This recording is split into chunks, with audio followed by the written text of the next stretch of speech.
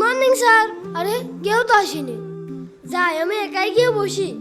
আরে এইটা কি ক্যাপ মনে হচ্ছে, দেখি তো।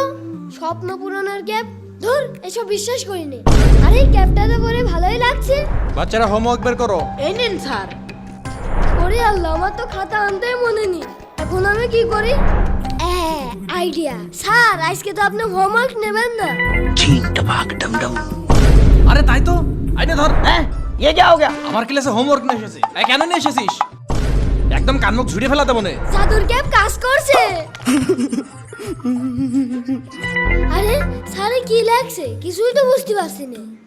আরে এত সহজ অঙ্ক।